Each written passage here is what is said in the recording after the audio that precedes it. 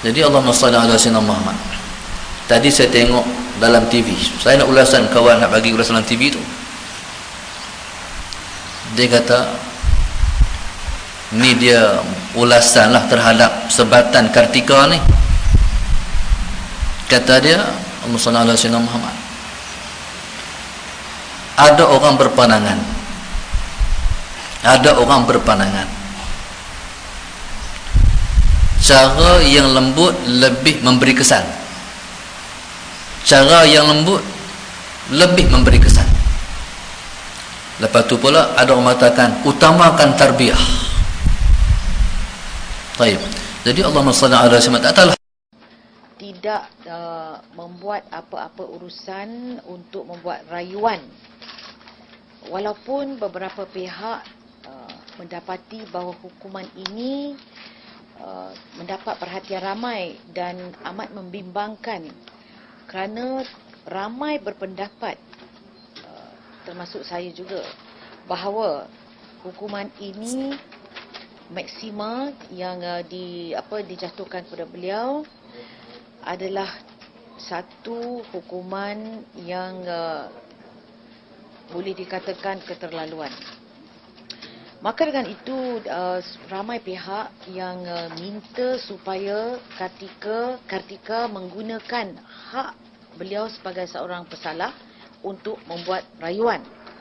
Tetapi malangnya Kartika oleh sebab-sebab yang tertentu, beliau saya difahamkan sehingga kini tidak membuat sebarang rayuan. Selepas itu beliau diminta oleh pelbagai orang untuk membuat satu permohonan untuk semakan hukuman ini. Saya nampak daripada apa isu-isu yang dibincangkan terutama melalui media, yang dipertikaikan ialah hukuman maksima, terutamanya hukuman sebat ke atas seorang wanita yang dikenakan oleh hakim mahkamah syariah tersebut. Shahrizad also expressed concern that this case would damage the image of the country in its fair and just implementation of the Sharia law, in particular on matters concerning women. Dan gambaran yang diberi seolah-olah pentadbiran undang-undang Islam syariah ditadbirkan nampak macam zalim, terutama kepada wanita. Dan saya rasa terkilan kerana sebenarnya secara umum pentadbiran dan implementasi syariah di negara ini tidaklah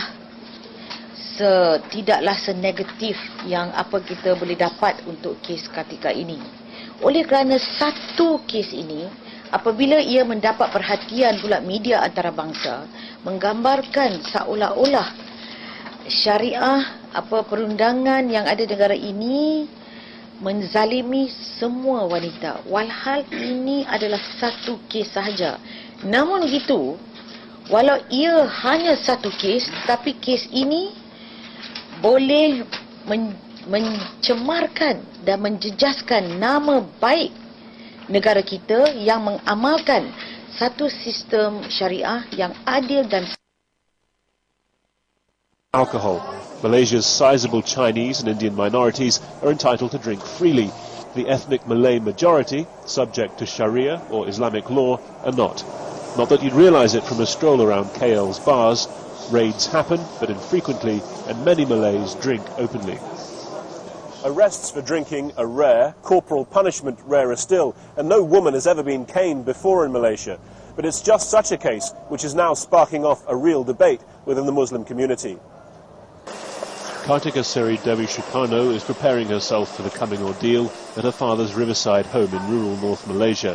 A resident of her husband's native Singapore, she was drinking beer in a hotel lounge in Malaysia in December 2007 when it was raided by the Islamic Morality Police. Last month she was sentenced to a $1,400 fine and 6 strokes with a rattan cane. I already believe that there is some reasons that why they do this. I accept the sentence given to me and I don't want to appeal. I hope they give a lesson to public, especially Muslim. This is a Muslim, matter. a liberal Muslim women's group, is leading the protests against the sentence. They say drinking should be viewed as a personal sin, not a state crime, and that Sharia and civil courts alike should do away with corporal punishment. Every year, at least 6,000 caning sentences are carried out, and most of them for flouting immigration laws. So that is, that is something that is civil, not Sharia.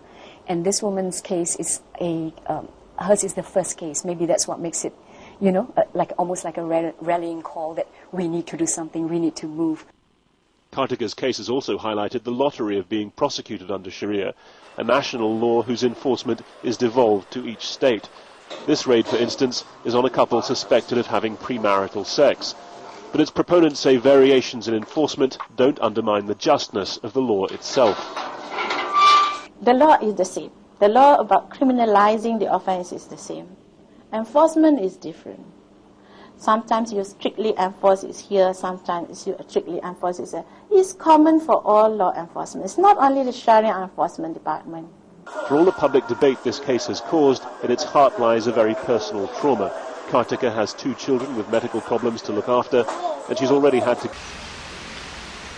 Ada orang berpandangan.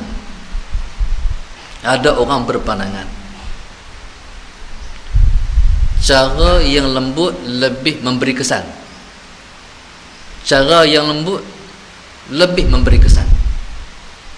Lepas tu pula ada orang mengatakan utamakan tarbiyah. Baik. Jadi Allahumma salli ala Muhammad. Tak tahu hak ni mungkin barangkali orang-orang yang simpatism, orang yang simpati. Baik. Taranam rotan mungkin orang simpati sebab cara tibai, wallahu alam, saya pun tak tahu. Tapi kalau hukum Allah tak boleh simpati. Hukum Allah tak boleh simpati. Contoh kata-kata gini, rejam sampai mati bagi orang yang berzina dan dia pernah kahwin. Rejam sampai mati. Cara rejamnya, tanam, lepas tu ambil batu, punggai. Batu bukan besar-besar ni, kecil-kecil. Sampai mati. Bayang tengok, sampai mati. Kita kata Allah, tak boleh kesian. Apa dalilnya? Wala ta'khudh bihi ma ra'fatun fi dinillah. Jangan berasa kesian. Tuhan kata wala ta'khudh bihi ma ra'fatun fi dinillah. Jangan berasa kesian dalam melaksanakan hukum Allah. Hukum Allah kita kenal macam mana? Cemburu. Orang minum arak, orang makan dalam bulan puasa, kita kena rasa cemburu. Ish, dia ni, itu hukum Allah. Tak boleh rasa kesian, kena rasa cemburu terhadap pelanggaran hukum Allah. Cuba tengok anak Nabi kita SAW, satu orang perempuan dari bangsa yang terkemuka. Perempuan ni mencuri. Perempuan ni nama dia ada, orang terkenal mencuri. Bila mencuri dalam zaman Nabi kita SAW, pasaran hukum Islamnya kerak tangan. Bila dia kena kerak tangan, kena kerak tangan, jatuhlah maruah dia, nama dia jatuhlah. Ketika tu Allahumma salli ala Muhammad, di kalangan kabilah ni kata mereka, kita jumpa Rasulullah, minta Nabi tukar hukum lain. Hukum ni kalau kena aib, malu, dia nama besar, orang semua kenal dia. Lepas masuk melalui anak angkat Nabi yang bernama Zaid bin Harisah. Tu jumpa Zaid hang ni Nabi kasih dekat hang. Hang jumpa Rasulullah, sampaikan hak kami maksudkan. Mailah Zaid bagi tahu kata Rasul, ya Rasulullah, kaum sekian-sekian mereka minta sekian-sekian, dikurangkan hukuman daripada kerak tangan kepada hal lain. Malu, depa malu ya Rasulullah. Nabi dengar tu muka merah Rasulullah, merah serta muntah.